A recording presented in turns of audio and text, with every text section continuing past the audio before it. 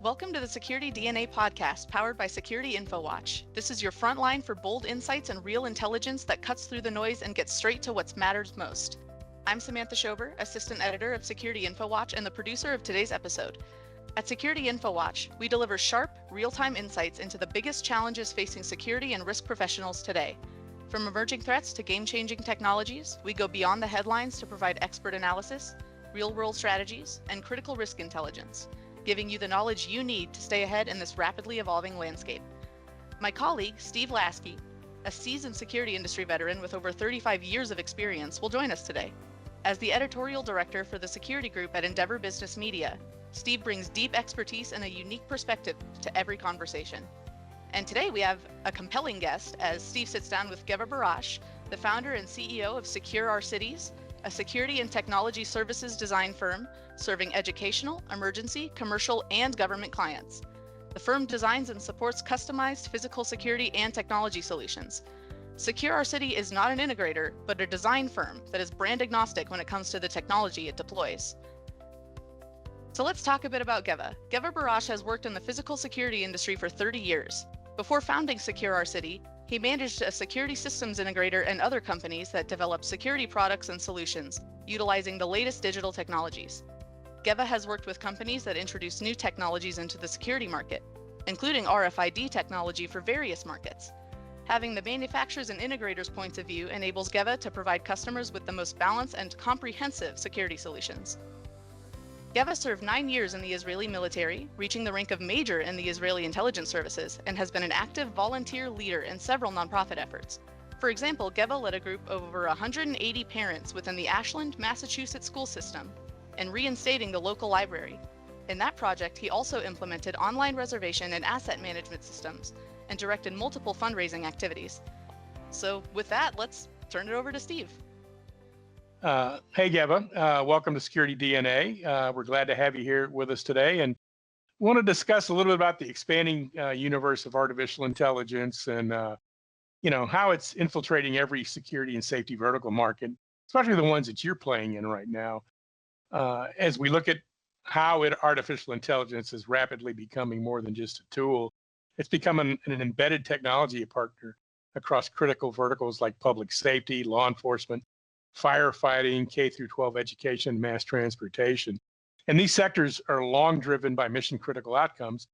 And we're now turning AI not just for efficiency, but we're turning to it for survival in a world that's evolving and has accelerating threats for, no matter if we're looking at rising active shooter incidents in schools to increasingly complex urban emergencies and growing concerns over cyber and physical security attacks in the transit systems. All these are high-risk environments that are demanding faster, more intelligent decision-making capabilities. And AI is really stepping up to augment human capabilities, enabling predictive policing, enhancing emergency response coordination, and automating threat detection and surveillance systems, and even personalizing safety protocols in real time. So the two of us will unpack how these sectors are navigating the risks, reaping the rewards, and redefining what safe really means in an age of AI. So, Geva, you come from a varied background, and you've worked across the gamut of the security industry. But the company you're with now, Secure Our City, is not really something you can, I guess, put in a box and define. So, since your firm is not an integrator, tell me a little bit about what Secure Our City is and what it does. Absolutely. First of all, I do appreciate being here. Thank you so much for inviting me to your podcast. It's an honor.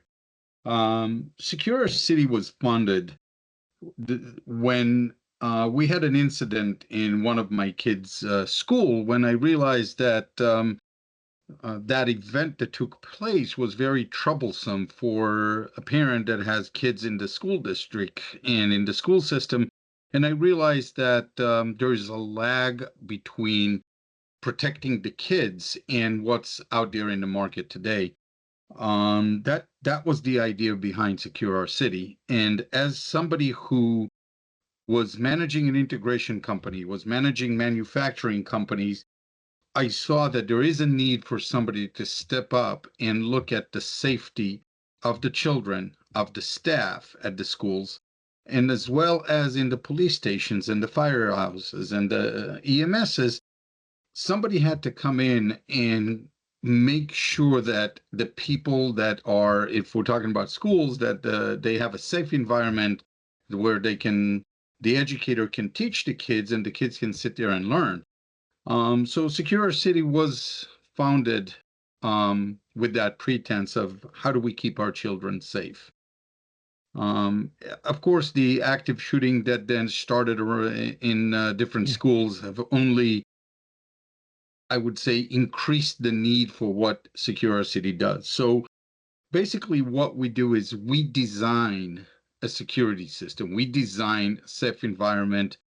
We use either state-of-the-art technology or commonly used technology in the market in order to protect the staff and the children in the school. And you do that to fit the customization needs of the facility you're working with?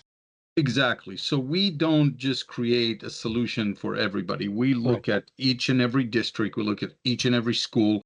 A elementary school is different than a high school. A police station is different than a fire station.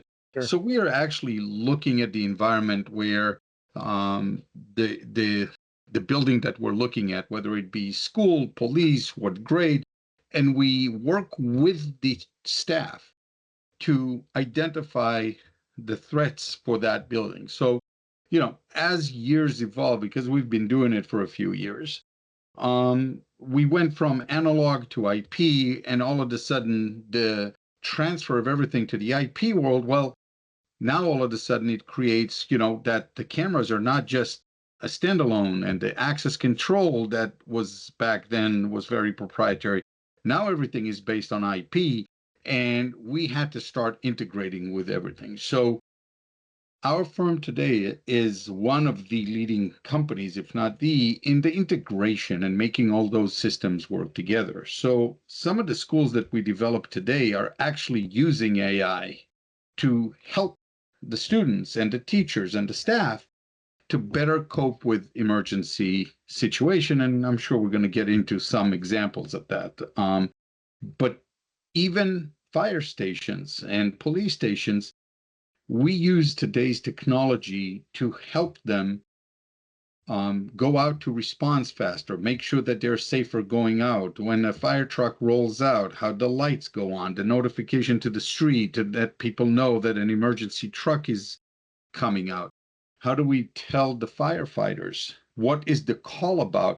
So we don't create systems, but we take a look at the fire station, and then we take a look at the technology, and we combine everything that's there with the help of the chief and the staff at the station. We create a specific design for them that will serve them and will serve their community. I think it's fascinating when you look at the applications of AI and how they're being deployed in the public safety sector right now, and especially in firefighting operations, where we wouldn't tend to think it was a big deal or there was a technology need there. We're looking at some of the various situational and preventive things like predictive analytics and risk mapping. You look at real-time incident detection, enhanced dispatch and routing, situational awareness tools, and post-incident analysis. So all of these are all based on AI models that analyze incoming data. It's historical data. It is data that can be used to optimize future actions or real-time actions. So talk a little bit about how AI is being used in some of the things that I just mentioned. Well, I'll give you a quick example of something that we've done before. If you look at police, you're stopping somebody, they get out of the car and they start running. How do you know where the police officer is running? How do you communicate? So today, every police officer already has a body cameras, and you can track the body cameras.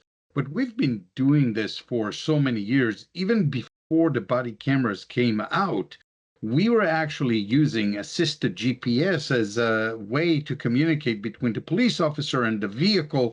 And the vehicle, even though it's a couple of miles away, but it still communicates to the outside world because it Right. has the capability. And it's the same thing with firefighters. We're looking today at firefighters going into an old brick building that used to be a factory, and that reception inside the building isn't great.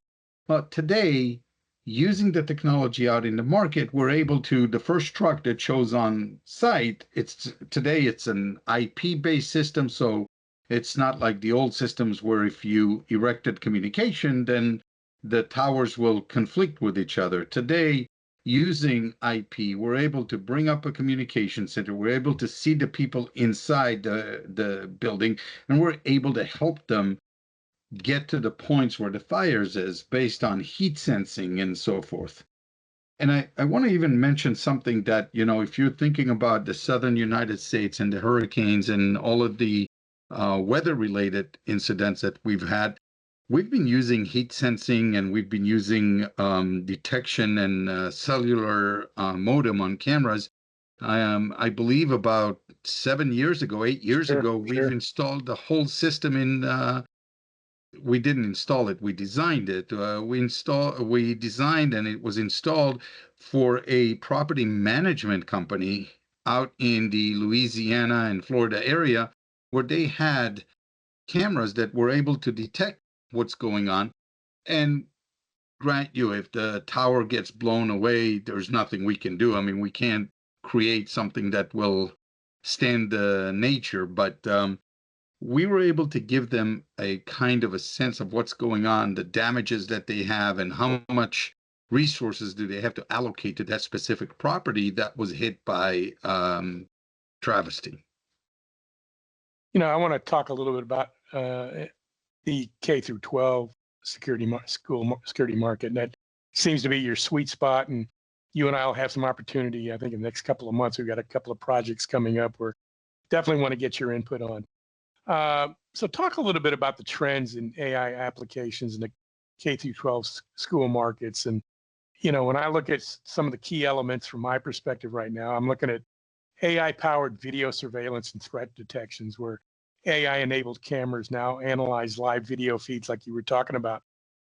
But at schools, they're used to detect weapons or unauthorized intrusions, loitering, unusual behavior patterns, and also behavioral anomaly detection, where AI coupled with machine learning models can monitor access logs, social media, and network activity to flag the concerning patterns such as changes in student behavior and their online social media patterns, where we could detect, potential threats there. So talk some about video and some of the behavioral and anomaly detection technologies that you're using and you see are important. Well, I think that we have to differentiate between two, I would say, verbs that are being used all the time, which is AI and machine learning. Machine learning, correct. Yeah. There's a big difference between machine learning and between AI. Yeah. Machine learning is what the manufacturer used to teach the video. They're responsible for the machine learning. They're responsible to get the information from the camera. Right. What we do is we try to use AI when we do some of the design. So, for example, one of the AI, I mean, if you think about schools usually don't sit there and look at cameras nonstop. They usually use them for investigative matters. They usually look after the incident. So, taking some of the information, and again, we're hiding all of the faces, and there's no anything that compromises the students to the manufacturers, but manufacturer take normal behavior and they help teach the cameras on what to look for.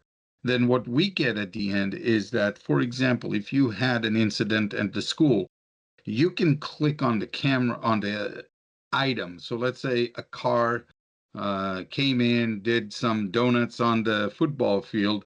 you can click on that car and it'll bring you the entire story of what happened when that car, when it entered the school. You can get license plate, you can get all the information. So that's taking the advantage of using AI and teaching the system how to give you that information.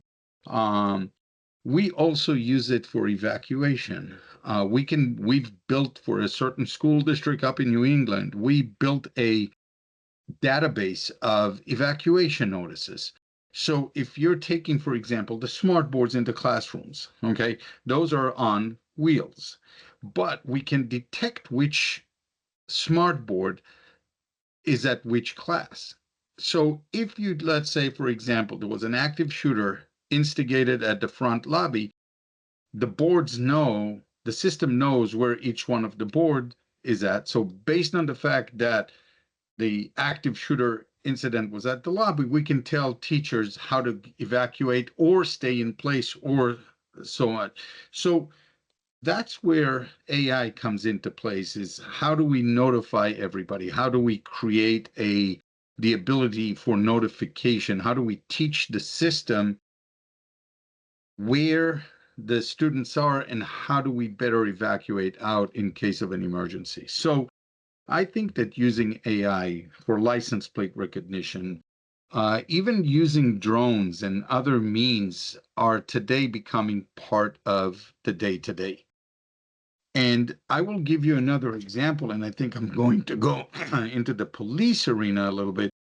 But we have created together with the police force an application where if you go online and you write something like, I'm going to go to this police station and I'm going to show them who I am. There are tools out there that scrape the internet for threatening messages. Sure.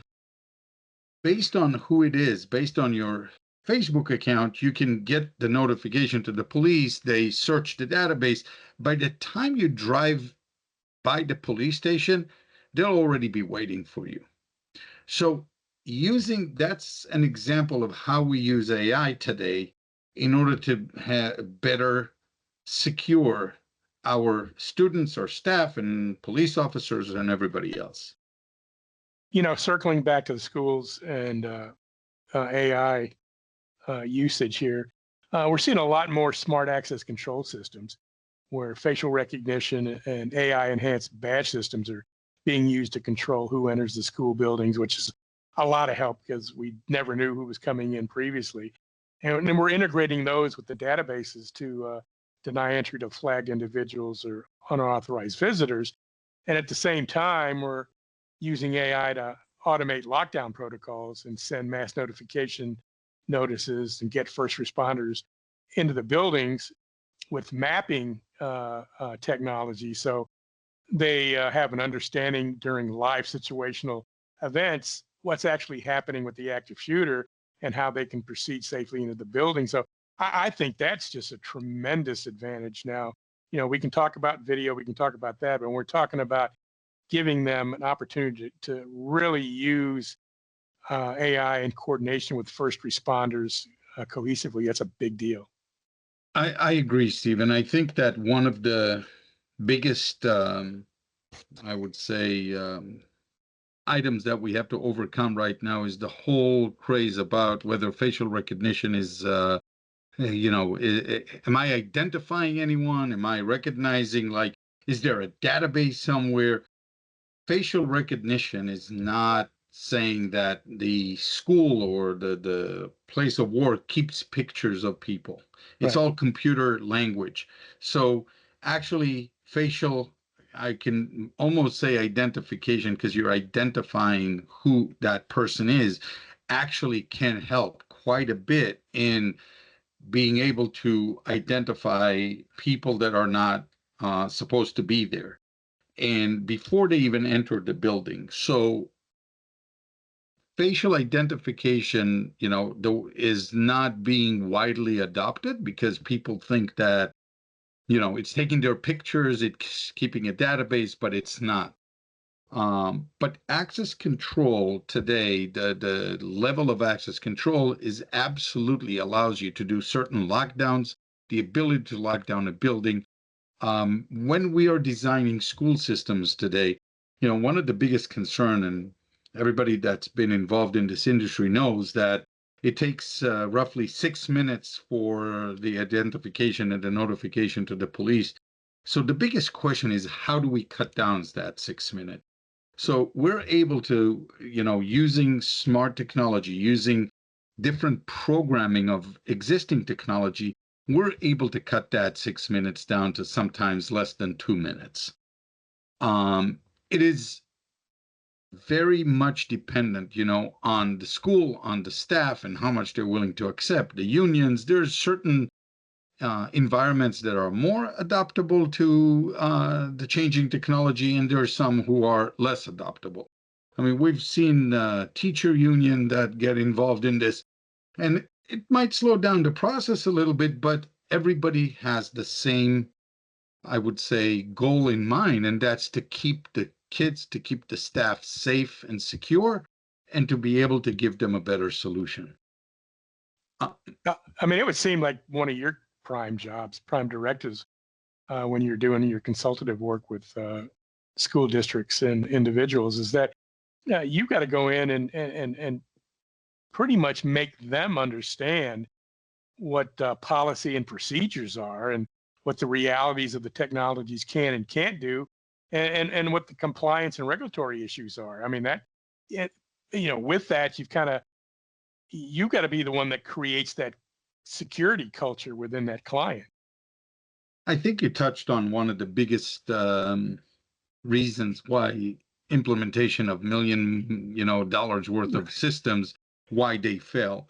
Right. Because everybody's running to put cameras, and they put cameras, but nobody takes the time. Let me, maybe not to say nobody, but most people don't take the time to follow up with procedures. The school district that we're currently designing, we have full integration between the smart boards, the access control, the CCTV, the PA. We even put speakers when we design. We put speakers that have a display module in them. So even if you're in the hallway, we are integrating the speakers with the notification system, so you will know what's going on. It's not just a sound. It's not just an alarm. It's not just an audible. You'll see colors on the speakers where it's red, which means a fire, so, but somebody has to tie all of that together. And that's where the procedures come. How do you implement those procedures to the point where, look, Steve, like I said in the beginning, we're a little different. We actually make sure that the teachers are trained. We make sure that they get trained on a yearly basis. And we do it for the school.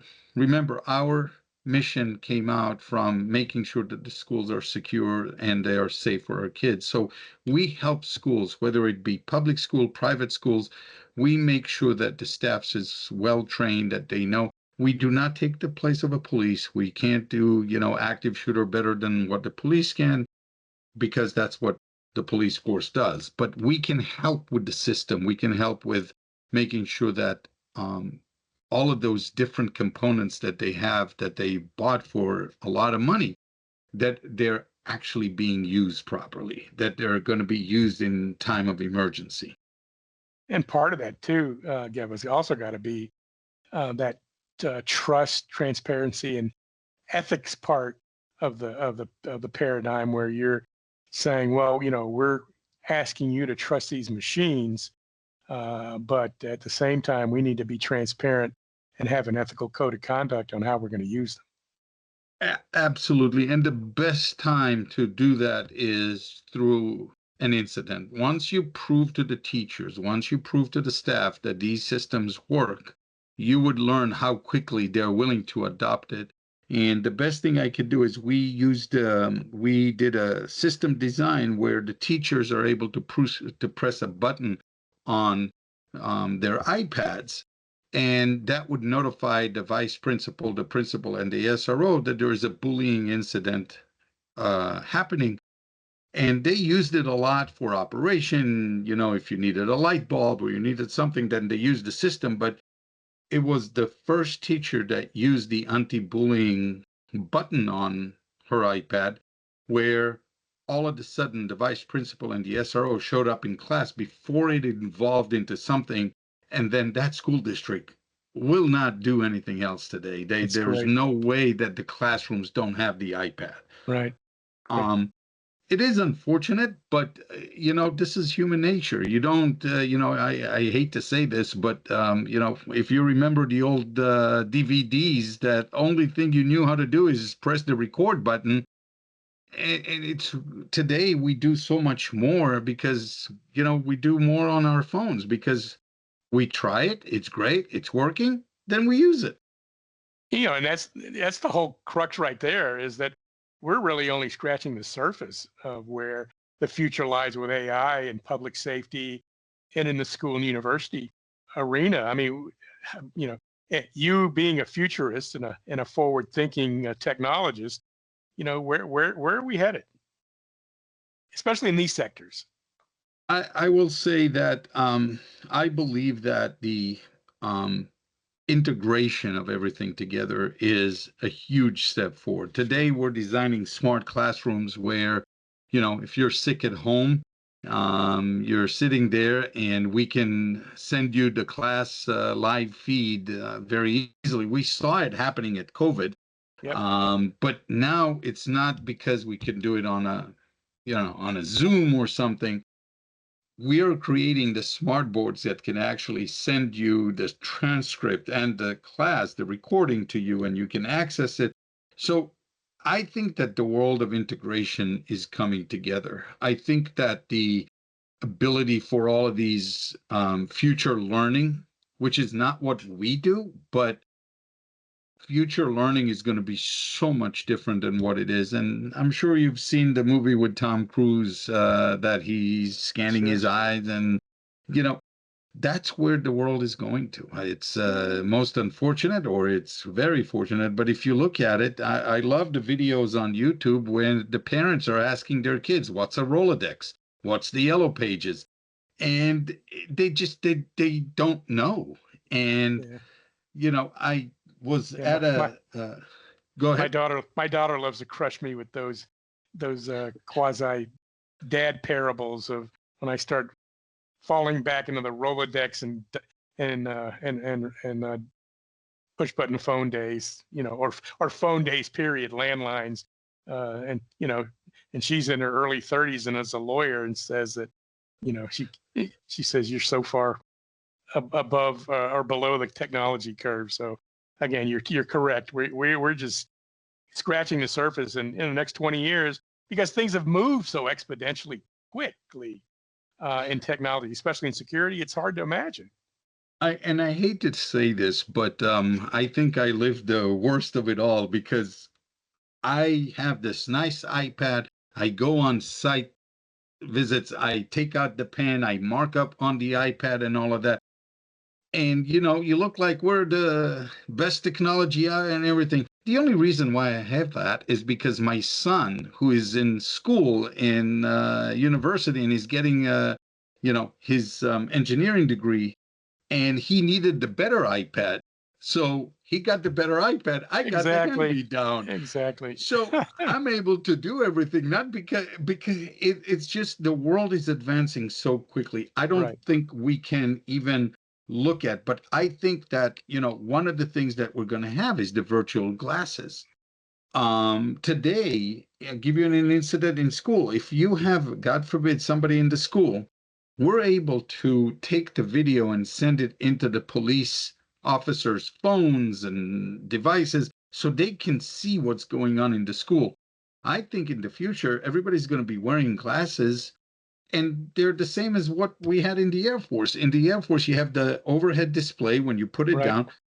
Why am I going to the Air Force? I do that with my snowboarding. I have goggles that have my speed, my direction, where are my teammates.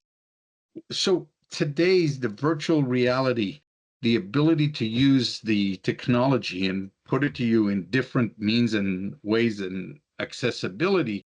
I think is going to become a long way, and it's going to help tremendously for police officers, for school, for the staff, to better navigate emergencies. And that's where I see the biggest change that is happening right now. I couldn't think of a better place to end our conversation for today, Geva. It's been an honor meeting you. I've Same heard here. heard a lot about you. I'm thrilled that we got to finally talk and have you on Security DNA.